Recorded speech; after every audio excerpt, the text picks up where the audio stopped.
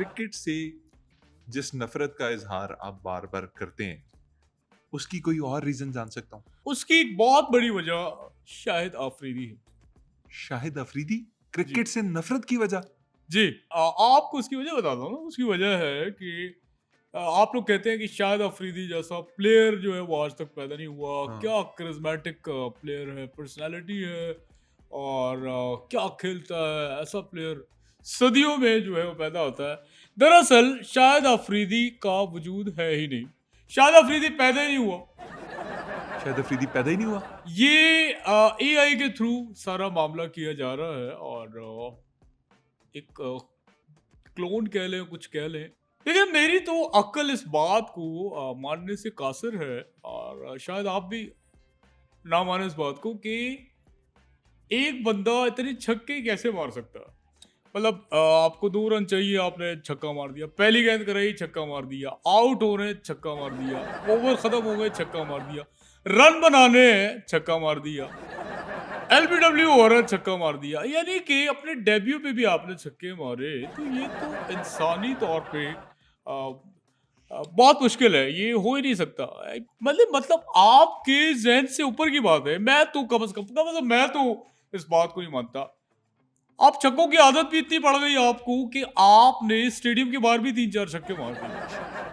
तो वो रीज़न बता रहा हूँ, वो एआई के थ्रू जो है वो चल रहा है और जिसे आप शायद मतलब अफरीदी शाहिद समझ रहे अफरीदी नहीं है, वो कोई एआई हैं। वो एआई प्रोग्राम है, है। सेम ऐसे जैसे इमरान खान साहब जो हैं वो रोबोट हैं, फ्यूचर से आए हुए। तो सेम इसी तरह शाहिद अफरीदी भी एआई का और शासन है, एग्जिस्ट नहीं करते। नहीं करते। डॉक्टर साहब, ये कैसी बातें कर रहे हैं आप? मेरी तो समझ में नहीं आ रहा कि आप एक जीती जागती हस्ती को मानने से इनकारी हैं। शाहिद अफरीदी जिन्होंने पाकिस्तान की क्रिकेट को इतने साल सर्विसेज दी, आप कह रहे हैं वो एग्जिस्ट ही नहीं करते? देखिए, ये बात आप लोगों के क्योंकि आम लोग हैं ना, आप लोग ग्राउंड रियलिटीज़ नहीं देखते। ग्रास रूट लेवल पे जाके आप लोग सोचते नहीं हैं। अगर आप थोड़ा-सा वर्किंग कर लें इस पे, तो काफ़ी इफ़ाक़ा हो। ये साइंसदानों ने आपके दिमाग में डाला हुआ है कि ये चीज़ है, इल्यूज़न है। और एक चीज़ आपको कह दी, वो आपको फ़ील हो रही है। अब जैसे कहते हैं कि जरासीम जो है वो होते हैं। जरासीम से आप कभी मिले? कभी आपने मुसाफ़ा किया जरासीम से? नहीं। नहीं किया। तो ये अब बातें बनी हुई हैं। जैसे डायनासोर है, कभी आपने उसको खाना खिलाया या उसके साथ बैठ के चाय पी है? बिल्कुल नहीं पी होगी। कभी आपने रात की तारीकी में यूरोप की गलियों में एक तन्हा औरत की गर्दन पे वैम्पायर का खून चूसते हुए देखा? नहीं। तो ये सिर्फ बनाई हुई बातें होती हैं और इनका हकीकत से कोई ताल्लुक नहीं होता। ये सिर्फ ऐसी ही बातें हैं। ये है। हेलो? ये आप क्या छी-छी कर रहे हैं मुझे? I am trying to digest what you are saying. आप जो फरमुदात यहाँ फरमा रहे हैं, वो मेरी समझ से बालातर हैं। अच्छा, ये जो अभी मैंने हरकत की है, इसकी बहुत लंबी हिस्ट्री है। अच्छा, मतलब ये जो साइन लैंग्वेज है, ये इसकी कोई हिस्ट्री है? जी, स्वीडन की एक शहज़ादी थी, Laila rough. Laila rough. Laila rough England की एक शहज़ादी थी। अभी तो आप स्वीडन कह रहे थे। उनके माँ-बाप शिफ्ट हो गए थे, वो लोग चले गए थे वहाँ से उधर। वहाँ पे ये अपनी चंद सहेलियों के साथ अपने लेले को घास खिला रही थी। तो पीछे से मुल्क दुश्मन के जो 5-6 लौंडे थे, वो आ गए और उन्होंने बुलाने के लिए ये किया था। अब लैला जो है, वो लैला रॉफ ये समझी कि मुझे इन्होंने कहा है। हालाँकि वो लड़के उसके लेले को ये कह के बुला रहे थे और वो दुम्बे खाने के बहुत शौकीन थे। तो वहाँ से ये ऐसे ही है। हेलो? ओए!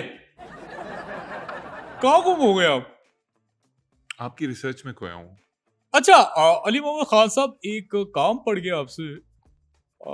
कैसा काम? अव्वल तो मैं किसी से कोई फ़ेवर लेता नहीं, लेकिन चूँकि आपको पता होगा। अच्छा, ये रील के पीछे लगाते कैसे हैं ये गाना? कौन सा एक गाना? वीडियो मैंने बनाई है, ये गाना लगाना है मैंने। वो आपने सुना होगा, आजकल बड़ा मशहूर है। ओ हैसेस द होफन दरन द डांसफ्लोर एक नंबर एक अंदर है चाल शिगी शिगी एक नंबर एक अंदर है बात भीगी भीगी हैसेस द डांसफ्लोर चेक बर एक नंबर। ये लगाते कैसे हैं गाना? ये लग नहीं रहा मुझसे। भाई साहब मुझे ये बताएं कौन सी टर्मिनेटर की फिल्म देख के आए हैं कि आपके जहन में ये खुराफात भरी हुई हैं? अच्छा एक तो आपको मेरा शुक्रगुजार होना चाहिए कि मैं आपके शो पे आ गया हूँ। ऊपर से आप मुझसे दर बदतमीजी करते जा रहे हैं और मेरी बर्दाश्त की एक हद है। So please don't limit the cross. Doctor साहब प्लीज इस टर्मिनेटर से बाहर निकलिए, पाकिस्तानी पॉलिटिक्स के बारे में कोई चज की खबर सुनाइए। पहली बात तो ये कि टर्मिनेटर में मैं घुसा ही नहीं। दूसरी बात आपने पूछी यहाँ पे आपके देखने वालों को भी और आपको भी एक और अहम इंकिशाफ करने लगा हूँ जो आपको कोई नहीं बताएगा, जो मैं बताने जा रहा हूँ। आप एक नौजवान है, एक आम शहरी भी है और आपकी फहम अकल क्या कहती है कि पाकिस्तान का अगला वजीर आजम कौन हो सकता है? पाकिस्तान का अगला वजीर आजम बिलावल भुट्टो हो सकता है, ना मरियम नवाज साहबा हो सकती ना है, ना ना ना ना और कौन हो सकता है? ऐसा कोई और नाम जहन में आ नहीं रहा। मैं इस बात का इंकिशाफ करने लगा हूँ कि पाकिस्तान का अगला जो वजीर आजम है वो रोनाल्डो हो सकता है। रोनाल्डो? जी, क्योंकि मैंने खुद देखा है उसके पास जो है वो दो शहरियत है, दोहरी शहरियत का हामिल है।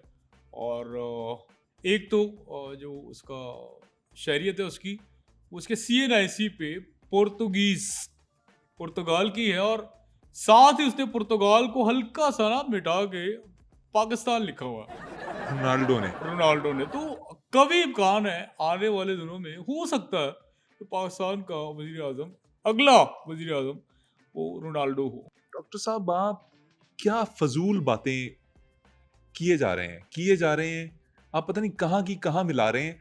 मुझे ये बताइए कि एक इंटरनेशनल फुटबॉलर जो दुनिया में सबसे कामयाब तरीन फुटबॉलर समझा जाता है, वो पाकिस्तान का वजीर आजम क्यों बनेगा और कैसे बनेगा? देखिए ये तो एक सवाल है, बहरहाल अपनी जगह पे एक सवाल खड़ा है। क्यों बनेगा, कैसे बनेगा, ये तो जो बाहर की ताकतें हैं वो उनका सोचने का काम है और वो इस चीज़ पे सोच रही हैं।